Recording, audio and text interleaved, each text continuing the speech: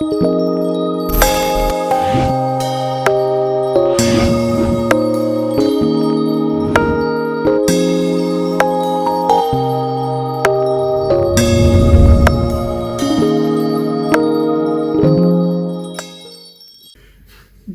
bonjour, shalom, que la grâce et la paix du Seigneur Jésus-Christ soient votre partage ce matin. Bienvenue dans notre chaîne de témoignages en Jésus-Christ TV. Nous sommes là pour vous partager un nouveau témoignage. Je prie à tous ceux qui ne sont pas encore abonnés à notre chaîne de le faire parce que nous partageons des témoignages très édifiants qui peuvent aider un fils de Dieu quelque part sur la terre, une fille de Dieu, une famille. Vraiment, ce sont des témoignages vécus par nos bien-aimés, des frères et sœurs en Christ qui vivent des expériences surnaturelles, les expériences parfois liées au paranormal et tout ce qui s'en suit, mais qui montrent que le Seigneur Jésus-Christ est fidèle et que il est le secours qui ne manque pas dans la détresse. Bien-aimés, le titre de ce matin, c'est « Une vision d'horreur ».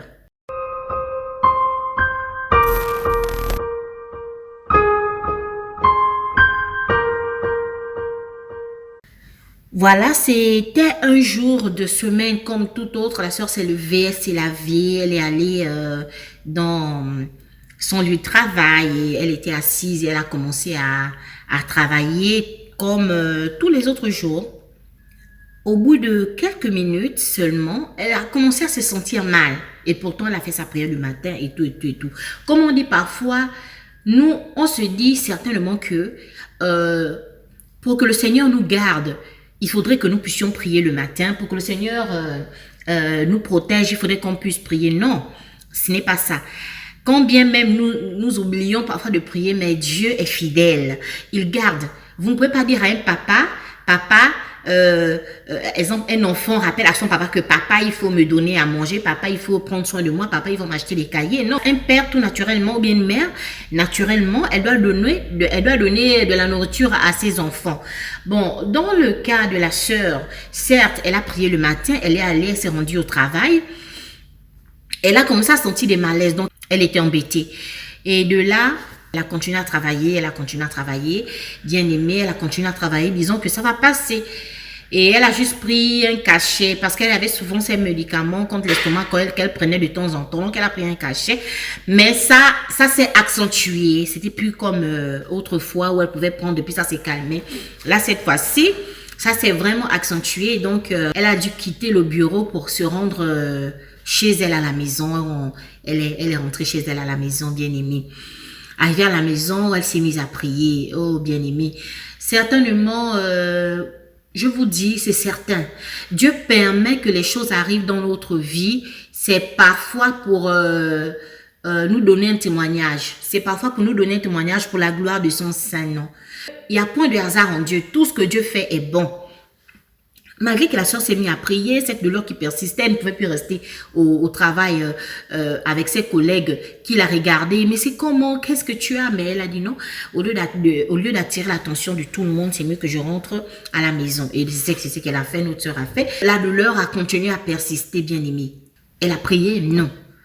Là, elle ne pouvait plus faire autrement. Elle est obligée d'appeler son époux qui était aussi dans son lieu de travail. Son époux est également chrétien. Donc, il est arrivé à la maison.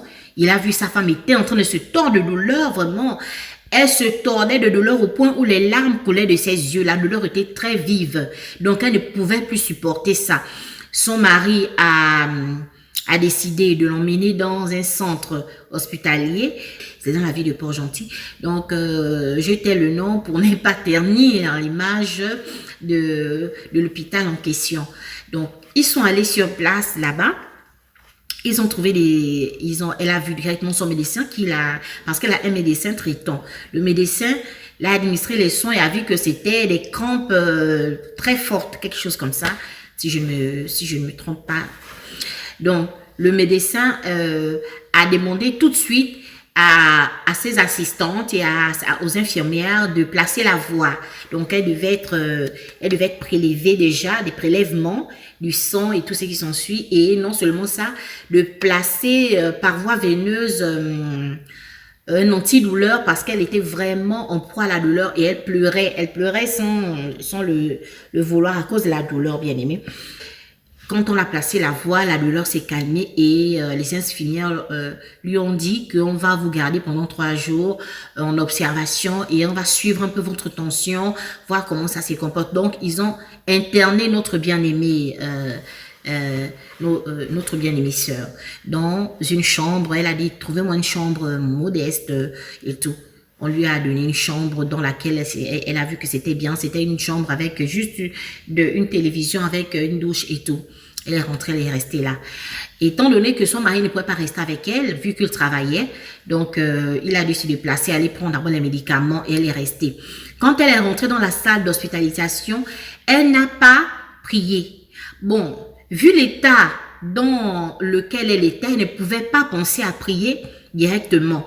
Après, quand elle était déjà allongée sur le lit, elle était là avec les perfusions, elle a eu à l'esprit, oh, mince, je n'ai pas prié. Mais, au fond d'elle, quelque chose lui a dit, partout où vous déposerez vos plans de pied, je vous le donne. Donc, aussitôt que tu as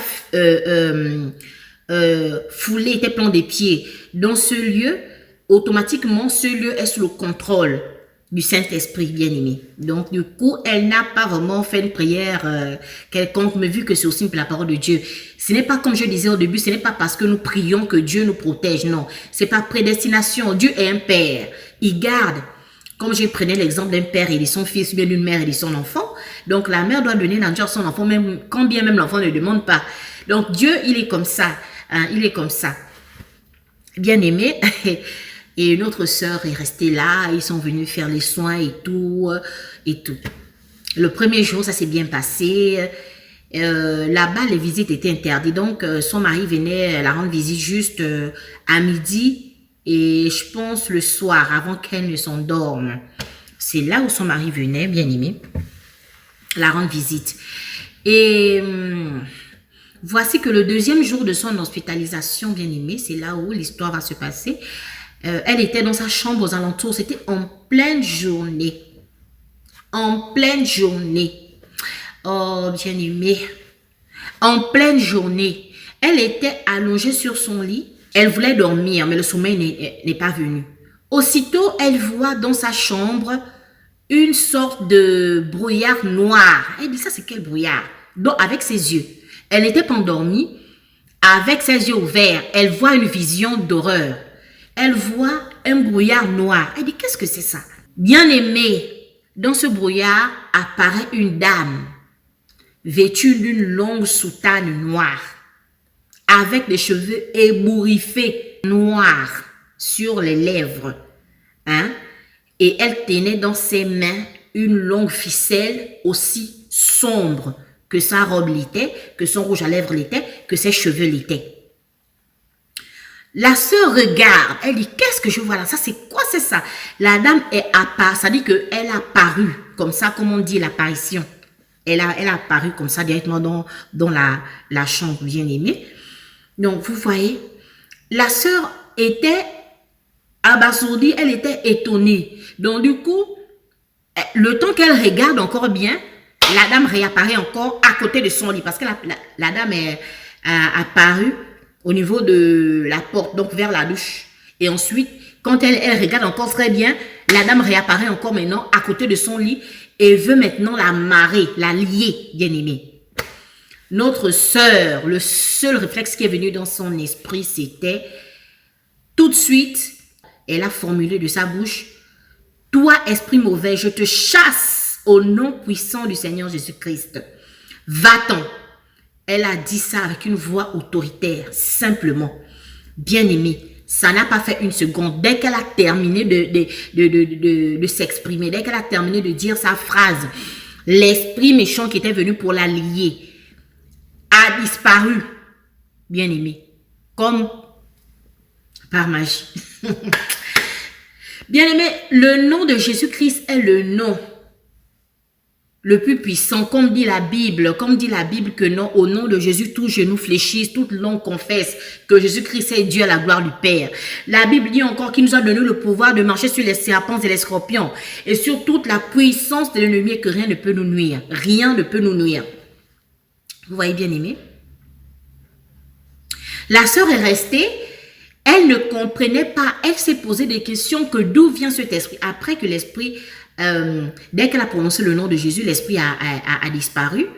Et aussitôt, le brouillard sombre qu'elle voyait noir là, souvent le brouillard est clair et blanc, mais là c'était un brouillard noir, c'était comme l'ombre de la mort, je ne sais pas, quelque chose comme ça. Donc du coup, ça a disparu en même temps que l'esprit. Et aussitôt, la sœur s'est assise sur son lit, elle a commencé à demander à Dieu que, mais c'est quoi ça, cet esprit vient d'où, qu'est-ce que c'est? Et elle a commencé à prier le Seigneur, elle a commencé à prier dans la salle où elle était, elle a commencé à prier, elle a commencé à sanctifier le lieu, elle a commencé à... Et au fond de son cœur, une voix douce lui dit, c'est l'esprit qui domine cet hôpital. Voilà pourquoi je disais au début que je tais le nom de l'hôpital, pour ne pas ternir l'image. Donc, quelqu'un peut aller en bonne santé, il n'est même pas trop malade, il n'est pas en réanimation, mais on entend souvent que la personne est décédée comme ça. C'est ça, les pactes que les gens font. Donc, bien aimé, vous voyez que nous sommes dans l'Éden de Satan, si je peux le dire ainsi. C'est ici même, c'est pas si je peux le dire ainsi, c'est la parole de Dieu qui le dit. Donc, où nous sommes là, on ne sait pas comment les gens conçuent leurs bâtiments, leurs hôpitaux. Ils font des pactes avec quel genre d'entité, on ne sait pas. Donc, pour que l'hôpital soit prospère, ils font quel genre de pacte? Parce que dans ça, il y a aussi des sacrifices qui se font. Imaginez-vous que cette sœur n'avait pas une relation intime avec son Dieu. On parlerait d'autres choses aujourd'hui. On parlerait certainement d'autres choses aujourd'hui. Heureusement que cette sœur s'est tenue quelque part. Donc, c'est le Seigneur qui a permis qu'elle aille là-bas, qu'elle voie un peu pour interpeller aussi, nous qui sommes des chrétiens, que faisons attention là où nous allons. Il y a des hôpitaux qui ont été construits avec des gens qui ont fait des pactes. Des pactes pour dire que non, oui, tu rends mon hôpital prospère et là, je te donne tant de personnes, je te livre des gens. Donc, ils sont tombés sur la mauvaise personne. Parce que la Bible dit, ne touchez pas mes oins et ne faites pas du mal à mes serviteurs. C'est une servante de Dieu. Elle a mis sa confiance en Dieu. Et elle sait que le nom puissant de Jésus-Christ chasse n'importe quel esprit. Bien aimé, ça c'est une personne qui n'était pas assise. La personne devait commencer à paniquer parce que c'est une vision du surnaturel, bizarre, du paranormal, horrible, je ne sais pas comment je vais dire ça. Une personne vêtue avec une longue soutane noire qui vient en colère dans votre chambre avec des cheveux ébouriffés, une ficelle noire, des rouges à lèvres noirs. Mais comment vous allez... ça, si vous n'êtes pas assis quelque part, vous allez même fuir de la chambre en fait. Et on va vous traiter de folle. Alors que la sœur, elle s'est tenue calme, elle a gardé son calme, elle a chassé l'esprit et le Seigneur l'a aidée. Le jour qui a suivi, la sœur s'est sentie bien parce que normalement c'était 3 jours. Cette histoire s'est passée le 2e jour de son hospitalisation. Donc c'est le 3e jour que notre précieuse est sortie maintenant de l'hôpital. Et le 3e jour, mais en soirée, elle a expliqué ça à son mari. Donc, bien aimé, il faudrait avoir une relation avec Dieu pour que Dieu te secoure au moment où tu en as le plus besoin. Parce que si on n'est pas en relation avec notre Seigneur, on n'a pas une relation intime avec lui, comment il va faire pour nous quand on va l'appeler? Non, Dieu n'est pas un homme qu'on peut tromper. Hein? On ne trompe pas Dieu, on ne se moque pas de Dieu. Dieu est près de celui qui est près de lui. Voilà, en fait, c'est ça. Dieu est près de celui qui est près de lui. Donc, si tu es loin de Dieu, il ne peut pas te secourir. Il ne peut pas. Donc, bien aimé, c'est un peu ça. C'est en ces termes que prend fin notre témoignage d'aujourd'hui. Donc, notre sœur est sortie en très bonne santé. Aujourd'hui, elle donne son témoignage qui nous a vraiment aussi édifiés et qui nous exhorte aussi à prier pour nos proches quand on sait qu'une personne est internée quelque part, une personne est malade et que cette personne est allée à l'hôpital. Prière de demeurer en prière pour cette personne, prière de prier pour cette personne pour qu'elle sorte indemne, parce que c'est comme ça dans le monde dans lequel on vit, c'est l'Éden de Satan. Donc bien aimé, Que le Seigneur vous bénisse richement. Nous allons nous retrouver prochainement pour un nouveau témoignage en Jésus-Christ. Et ceux qui ne sont pas abonnés, comme je le disais au tout début, abonnez-vous pour ne pas manquer nos témoignages. Ce sont des témoignages édifiants qui nous montrent aussi comment Dieu agit avec ses enfants. Ce sont des histoires vraies vécues par des bien-aimés. Donc, je vous exhorte de partager au maximum les vidéos, d'inviter les gens à s'abonner à notre chaîne afin de ne pas manquer des nouveaux témoignages en Jésus-Christ. Que Dieu vous bénisse et très bonne journée à vous. Shalom.